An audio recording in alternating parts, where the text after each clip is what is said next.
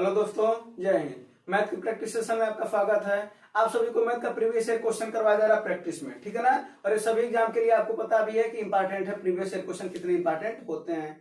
चलिए पहला क्वेश्चन जरा देखिए, पहला क्वेश्चन लगाइए। पहला क्वेश्चन क्या कर रहा है कि 30 रुपए प्रति किलोग्राम चीनी को 45 के साथ मिलाया जा रहा है, तो उसे किस अनुपात में मिलाया जाए कि इस मिश्रण को 42 रुपए प्रति किलोग्राम में जब बेचा जाए तो 20% का लाभ हो। देखिए ऐसे साल में आपको करना क्या है कि जब वो लास्ट बात कर रहा है कि 42 रुपए में बेचने पर 20% का लाभ, इसका मतलब 20% का लाभ उसमें छुपा हुआ है, तभी कर 42 रुपए में बेचने पर तो उसका क्रय मूल्य निकाल लिया जाए। तो सबसे पहले क्रय मूल्य निकाला जाए, तो 42 रुपए बेचा जा रहा है, क्रय मूल्य निकालना है तो कितना है, 20% का लाभ हो रहा है ना, तो 100 बटा कितना कर देंगे 120। ये हमारा क्या निकल जाएगा क्रय मूल्य। तो जरा देखिए 20 25 100 20 120 6 7 42 7 25 35, कितना आ गया 35 आ गया, यानी ले दे करके 35 रुपए प्रति केजी उसका क्रय मूल्य था, ठीक है ना। अब देखिए, अब इसी को एलिगेशन में तरफ लगा दीजिए। पहला कितना है 30 रुपया है, उसे कितने में बेचा जा रहा है, एक और 45 रुपया में। इन लोगों को मिक्स कितने में किया जा रहा है 35 वाले में। बस इसी का रेशियो ज्ञात कर लीजिए, क्या हो जाएगा 45 और 35 का अंतर हो जाएगा 10,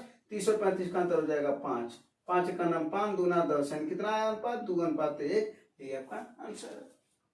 तो सवाल को समझना है, बस लास्ट वाली बात ध्यान दीजिएगा कि जब वो लास्ट में कह रहा है कि 20% का लाभ हो रहा है, अगर 20% का हानि होता तो क्या कर देते 100 बटा 80 कर देते, ठीक है ना। तो इस बात इसमें 2 सवाल है, तो ये भी ध्यान देते चलिएगा। और हम आपको बताए भी थे कि सवाल में जितने सवाल बनते हैं वो भी बताए जाएंगे, ठीक है। चलिए, तो इसका आंसर तो मिल गया होगा। अगला क्वेश्चन देखा जाए। अगला क्वेश्चन चलिए लगाइए तब तक। चलिए इस क्वेश्चन को लगाइए, देखिए क्वेश्चन क्या कर रहा है। आइए क्वेश्चन देखिए, अच्छा क्वेश्चन है और देखिए कॉन्सेप्ट भी थोड़ा थोड़ा बताते चलेंगे। जब भी कोई व्यक्ति शेयर करता है, यानी साझेदारी जब होती है, तो जितनी साझेदारी करता है उसी के हिसाब से उसको लाभ मिलता है। जैसे मान लीजिए हम 100 रुपया दिए हैं, आप 200 रुपया कह दे रहे हैं, अगर हमको 5 रुपए का लाभ हो रहा है तो आप कहेंगे ना कि हमको कितने रुपए का लाभ होगा, 10 रुपए का लाभ होगा। क्यों? क्योंकि आपने हमसे 2 गुना रुपया लगाया है। उसी तरीके से यहाँ पर भी है, तो आपको करना क्या, देखिए ए और बी साझेदार है ना, ए और बी साझेदार, कितना रुपया लगा रहा है जरा वो देखिए, ए कितना रुपया लगा रहा है 92,500 रुपया। बी कितना लगा रहा है उसको नीचे कर दीजिए, 1,12,500 रुपया। और इसी के जो रुपया लगा रहा है इसी के रेशियो में ही उनका लाभ होगा। किसका लाभ पूछ रहा, ए का लाभ पूछ रहा, अब बी का लाभ भैया दे रखा है कितना 9,000 रुपये, ये ना। बस इसको काट दीजिए, 2 जीरो से 2 जीरो इधर वाला कट जाएगा, 9 दाएं 90 और ये 9 से कट जाएगा ना, 9 का नाम 9 दूना 18 और कितना आया यहाँ पर 9 दूना 18 4 9 पचे 45, यही ना। हाँ अब ये देखिए कितने से कट जाएगा 5 दूना 10 और 5 दूना 10 5 पचे 25, 25 चौको 100 गुणे 4 कर लेते हैं। तो अब देखिए अब इसका गुणा करते 4 दूना 8 8 पचे 40 को 0 4 आया और 8 दूना 16 4 20 0 2 आया और 8 9 72 4 76, यानी 7600 रुपये गुणा भाग है ये। बाकी कॉन्सेप्ट आपका यही है, ठीक है। कॉन्सेप्ट यही है कि जो ए राशि दे रहा है जितना और वह बी, तो ए बटा बी बराबर ए का लाभ बटे बी का लाभ, ठीक है ना। ये आपका कॉन्सेप्ट, बाकी तो कैलकुलेशन। सवाल में 2 ही चीज होता है, एक कॉन्सेप्ट होता है और एक कैलकुलेशन होता है, ठीक है। इसका आंसर आ गया कितना 7600 रुपये। किसका लाभ है, ए का लाभ है। अब देखिए 1 रुपया कम लगा रहा था तो उसको लाभ भी कम हुआ। अगला सवाल लगाइए, जरा अगला सवाल देखिए। अच्छा सवाल, ये वाला भी सवाल आता है, समझने वाली बात है। देखिए जिसको आएगा वो आंसर देगा, जिसको नहीं आएगा वो इधर देखेगा। तो जरा देखिए क्या कर रहा है, राघव अपनी आय का 80% खर्च करता है। इसका मतलब जरा देखिए यहाँ पर आय कर लेते हैं, व्यय कर लेते हैं और बचत कर लेते हैं। आय अगर किसी का आपको पता है कि 100 होता है, आय कितना होता है 100 होता है, 80% खर्च कर रहा है, यानी 80 रुपया खर्च कर रहा है, तो बचा कितना रहा, जाहिर सी बात है 20 रुपया। 100 आय है, 80 खर्च कर रहा है, तो 20 रुपया में बचा रहा है, जाहिर सी बात है बच गया। अब अगली बार क्या कर रहा है, यदि उसकी आय में 12% की वृद्धि हो जाए, आय कितना 100 है, अब यानी पुराना वाला कितना था, पुराना वाला था ये और नया वाला वो देखते हैं, तो 12% वृद्धि हो गया तो 100 हो गया भाई, हुआ ना। अब क्या करा उसके बाद से कि बचत 10% कम हो जाए, बचत 10% कम हो जाए, यानी 20 का कितना परसेंट रह जाए 90% ही रह जाए ना, तो कितना हो जाएगा यानी 18 हो गया। बचत कितना हो गया 18 हो गया। तो जरा बताइए आय अगर 112 है, बचत इतना है, तो व्यय कितना होगा। तो जाहिर सी बात है आय में से जब बचत को हम घटा देंगे तो हमको व्यय मिल जाएगा। तो जरा 112 में से 18 को घटा देंगे तो कितना आ जाएगा 94। कितना आ जाएगा 94। अब वो क्या पूछ रहा है कि बताओ जरा उसके व्यय में कितने % की वृद्धि हुई है। 80 से 94 हुआ, तो क्लियर हो गया कि वृद्धि तो हुई है। कितने की वृद्धि हुई है तो कहोगे 14% की वृद्धि हुई। किससे 80 से ना गुणे 100, बस 20 25 100 और 20 100 के 80, 2 दूना 4 फत्ते 14 5 25 35/2 अर्थात 17.5%। कितना का वृद्धि हुआ बचत उसके व्यय में 17.5% की वृद्धि हो गई। ठीक है, तो ये ध्यान देना, एक बार पुरानी बात करेगा और एक बार नई बात करेगा, बस उसको ध्यान देना कि वो क्या कर रहा है, आंसर आ जाएगा। और ऐसे सवाल बहुत पूछे जाते हैं परीक्षाओं में, ठीक है ना। और ये भी सवाल पूछा गया, देखिए ये 2018 और 19 दोनों में पूछा गया, सीजीएल के टायर 2 में। ठीक है, चलिए यानी 2 बार पूछा गया ऐसा सवाल, तो इंपॉर्टेंट तो बनता ही बनता। और वैसे भी जितने भी प्रीवियस ईयर के क्वेश्चन होते हैं, ठीक है ना, उस पर तो समझ लीजिए गवर्नमेंट की मुहर है, तो वो तो इंपॉर्टेंट क्वेश्चन हुए ही हुए। चलिए अगला क्वेश्चन जरा लगाइएगा, क्वेश्चन तो आसान है। क्वेश्चन लगाइए, क्या कर रहा है, 2 वस्तुएं, एक को 200 रुपए में खरीदा और एक को 300 रुपए में, यानी 200 रुपए एक का क्रय मूल्य है और एक का कितना है 300 है। पहले का है 200, दूसरे का है 300, कुल मिला जुला करके 500 रुपए में उसने खरीदा है। पहले पर जो उसको फायदा हो रहा करा 5% का फायदा हो रहा, तो 200 का 5% निकाल लो भैया, कितना हो जाएगा, तो कहोगे 10 रुपया हो जाएगा। 300 पर कितना रुपए का फायदा हो रहा है उसे 10% का, तो 10% इसका निकाल लो, कितना हो जाएगा 30 रुपए का फायदा हो रहा है। कुल ले देकर के कितना का फायदा हो रहा है, तो कहोगे 40 रुपए का फायदा हो रहा है। कितने में 500 रुपया में गुणे 100 कर देंगे तो परसेंटेज निकल जाएगा। वही पूछ रहा था कि कुल लाभ प्रतिशत कितना होगा। तो जरा देखिए क्या हो जाएगा भैया, 0000 कर दिया, 5 5 8 40 यानी 8% क्या होगा फायदा, 8% फायदा होगा। कोई दिक्कत है नहीं। अगला फल तब तक लगाइए। तो सवाल को देखिए समझना काफी ज्यादा जरूरी होता है। अगर सवाल को समझ में आ जाता है ना, तो उसके कैलकुलेशन या उसका सॉल्यूशन आपके लिए थोड़ा सा आसान हो जाता है। ठीक है ना, सवाल नहीं समझ में आता तो आसान सवाल भी कठिन हो जाता है। या फिर अगला वाला फल जरा देखिए, अगला फल जरा लगाइए। क्या करा, एक व्यापारी ने अपना माल 75 रुपए में बेच करके उतने ही प्रतिशत लाभ कमाया, यानी जितना रुपया में बेच रहा है, नहीं सॉरी यहाँ क्या बोल रहा है, 75 रुपए में बेचा है उतना प्रतिशत लाभ कमाया जितना कि उसका क्रय मूल्य था, यानी लाभ क्रय मूल्य के बराबर। यानी क्रय मूल्य अगर मान लेते हैं 10 है तो लाभ 10% होना चाहिए, क्रय मूल्य 20 है तो लाभ 20% होना चाहिए, क्रय मूल्य अगर 50 है तो लाभ 50% होना चाहिए। तो ऐसे सवाल को चलिए क्यों ना हम ऑप्शन से लगा लिया जाए। पहला ऑप्शन है जरा देखिए 50 रुपया, अगर हम क्रय मानते हैं 50 तो इसका लाभ कितना है, करा वो भी 50% होना चाहिए। तो जरा देखा जाए इसका विक्रय मूल्य निकाला जाए तो 50 गुणे कितना हो जाएगा 150/100। अरे भाई मूल होता है 100, 50% का फायदा हो रहा है तो ले देकर के 150% ना हो जा रहा है विक्रय मूल्य। वाह हाँ, तो बस कितना हो जाएगा 50 गुना 100 कितना आ गया 75। अब जरा देखिए 75 रुपए विक्रय मूल्य है कि नहीं है, इसका मतलब 50 क्या होगा सही होगा बस। और जब एक बार आपको आंसर मिल जाए तो फिर उसको प्रयोग ना क्या करिए, वो सही है। ठीक है, वही अगर 60 वाला रहता तो 60 वाला क्या करते, तो 60 रुपया रहता, इसका विक्रय मूल्य होता है 160%, यानी 60 का 160% निकालते हैं, है ना। तो 16 छक्के 96 रुपया आता है। अगर 96 रुपया दिया रहता 75 की जगह पर तो 60 सही होता है, 75 दिया था तो 50 सही है। इस तरीके से यानी ऑप्शन जो दे रखा है उसके हिसाब से प्रश्न को चेंज भी किया जा सकता है परीक्षाओं में। ठीक है, जरूरी नहीं कि एक सवाल देता है। चलिए अगला फल लगाइएगा।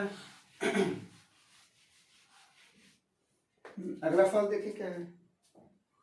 अगला फल है अच्छा फल ही हो, कह रहा कोई राशि 4 वर्षों में, और आप देखे भी होंगे ऐसे सवाल आते भी हैं, कोई राशि क्या कर रहा है 4 वर्षों में कितने भैया 4 वर्षों में कितनी गुना हो जाती है 3 गुना हो जाती है। कितनी 3 गुना, तो कह रहा है कितने वर्षों में वह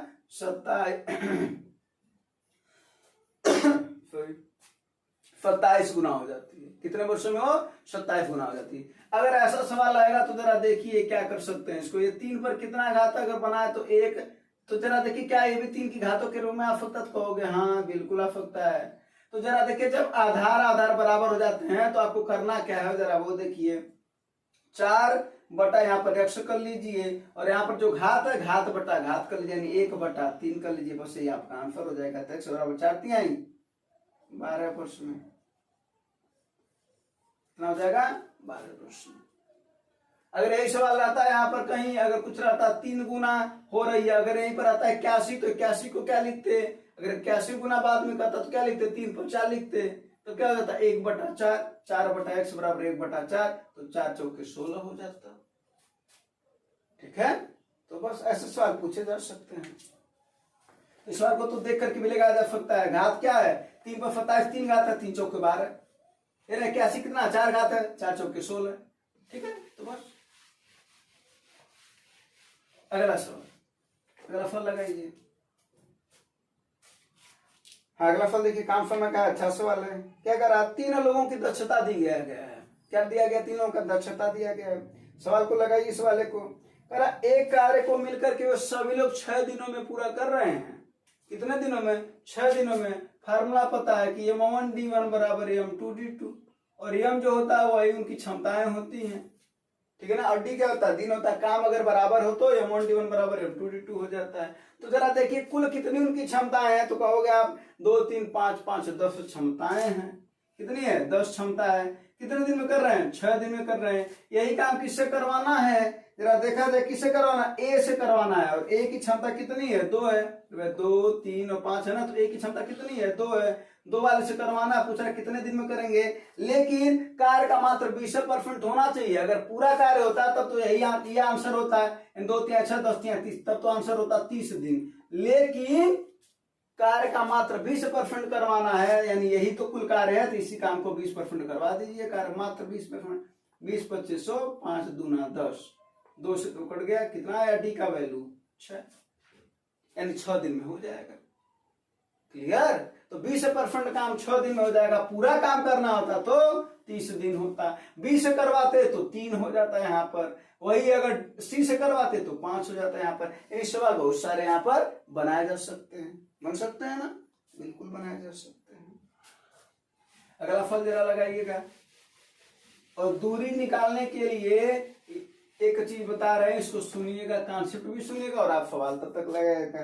देखिए सवाल बहुत बड़ा है लेकिन सॉल्यूशन छोटा ही रहेगा, सवाल को समझना वाली बात है। देखो अगर बात कर रहा है कि यहाँ पर एक व्यक्ति है और वो बी पर जा रहा है, तो क्या कर रहा है पहले जब 42 से जा रहा है, एक बार पहली बार कितनी बार से गया है 42 किलोमीटर प्रति घंटा से गया है, लेकिन बाद में क्या कर रहा है वो सही समय पर पहुंच जाता कर रहा है, कोई दिक्कत उसको नहीं है। लेकिन जब 40 हो गया तो अब खुद आप बताओ कि अगर 42 से गया है दूसरी बार जब 40 से जाएगा तो आप बताओ ना कि 40 की कम हुआ तो समय इसको ज्यादा लगेगा ना। तो वही तो करा कि 15 मिनट देर से पहुंचा, समय ज्यादा लग गया उसको वहां पर, यानी 15 मिनट उसका हो गया लेट वहीं पर पहुंचने के लिए। तो पूछ रहा ए से लेकर के बी तक का दूरी बताओ। अगर कभी भी अगर दूरी पूछेगा ऐसे सवाल में, यानी जब एक बार जा रहा है और दूसरी बार जब जा रहा है तो समय कम लगे या अधिक लगे तो करना क्या है, जब समय कम लगे या अधिक लगे तो करना क्या है, जरा सुनिए। दोनों का गुणा कर दीजिए चालों का, यानी 42 गुणे 40 बटा इनका अंतर ले लीजिए भैया, कितना हो जाएगा इनका अंतर 2, 40 और 42 का अंतर कितना हो जाएगा 2। समय कितना 15 मिनट है ना, उसको घंटे में बदल लीजिए, क्या हो जाएगा 15/60, बस ये आपका आंसर हो जाएगा, ये आपका आंसर हो जाएगा। जरा देखिए 15 चौको 60, 4 दाएं 40 और 2 पच्चीस 10, 42 का 5 में गुणा करेंगे कितना हो जाएगा 210 किलोमीटर, कितना हो जाएगा 210 किलोमीटर। तो ये बात को ध्यान दीजिएगा इस सवाल को कि जब ए से बी तक एक बार जाएगा और फिर उस वही दूरी जाएगा और उसी में समय कम लगेगा या ज्यादा लगेगा। अगर चाल कम होगा तो समय ज्यादा लगेगा, अगर चाल अधिक हो जाएगा तो समय कम लगेगा। ये दोनों सवाल बनाए जा सकते हैं, ठीक है। तो अगला फल देखते हैं।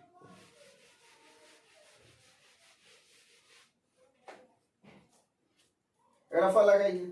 अगला फल देखिए, नाव धारा का सवाल है। क्या करा भैया, करा एक व्यक्ति 36 किलोमीटर धारा के प्रतिकूल और 48 किलोमीटर अनुकूल जाती है। निचले प्रवाह का मतलब होता है अनुकूल जा रही है, ठीक ना, यानी धारा के साथ जा रही है।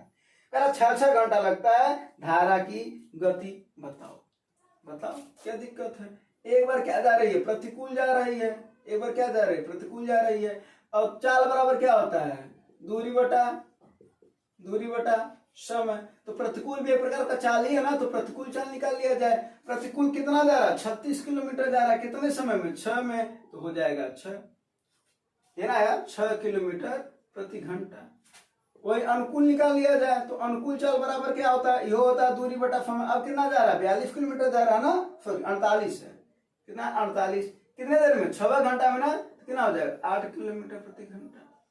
या तो कोई दिक्कत हो तो बताओ। और हम बताए थे कि अगर नाव की चाल ज्ञात करनी है तो इन दोनों को, प्रतिकूल और अनुकूल को जोड़ करके आधा कर दोगे, यानी 8 6 14 बटा 2 इक्वल टू 7 किलोमीटर प्रति घंटा।